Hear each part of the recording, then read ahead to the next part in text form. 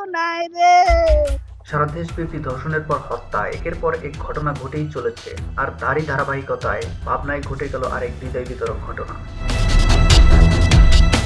পাবনায় মধ্যরাতে দাদিকে হত্যা করে নাতনিকে অপহরণ। তারপর চারিদিকে হইচই শুরু হলে দেখা যায় দাদির রক্তাক্ত দেহ বাড়িতে পড়ে থাকলেও নাতনির মরদেহ মিলেছে বাড়ির পাশে সরিষা ক্ষেতে। এখানে ঠিক একই ঘটনা তুলে নিয়ে ধর্ষণের পর করা হয় হত্যা।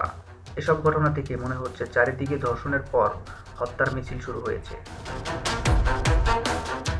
এই সময় মেয়ের গার্জিয়ান ধর্ষণকারীর কঠোর থেকে কঠোর শাস্তির দাবি করে। আমার সন্তানকে যেভাবে মারেছে তার থেকে নিষ্কৃত করে যেন ওদেরকে মারে। এ সময় আইন শৃঙ্খলা বাহিনী জানায় ঘটনা তদন্তাধীন। এই ঘটনা জড়িতদের বিষয়ে এবং ঘটনাটা কিভাবে ঘটলো এটা জানার চেষ্টা করতেছি। গত 26 তারিখ নরসিংদী উপজেলা সদরে সরিষাক্ষেত থেকে 15 বছর বয়সী এক মেয়ের মরদেহ উদ্ধার করে পুলিশ। ঘটনা তদন্তে জানা যায় 15 দিন আগে তাকে ধর্ষণ করে এবং এলাকার প্রভাবশালীদের দিয়ে ভয় দেখিয়ে তাদেরকে মামলা থেকে দূরে রাখা হয়। স্থানীয়ভাবে বিচার চাওয়ার অপরাধে বাবার কাছ থেকে জোর করে মেয়েকে অপহরণ করে দ্বিতীয়বারের মতো ধর্ষণ করে করা হয় তাকে হত্যা। জেটিভি।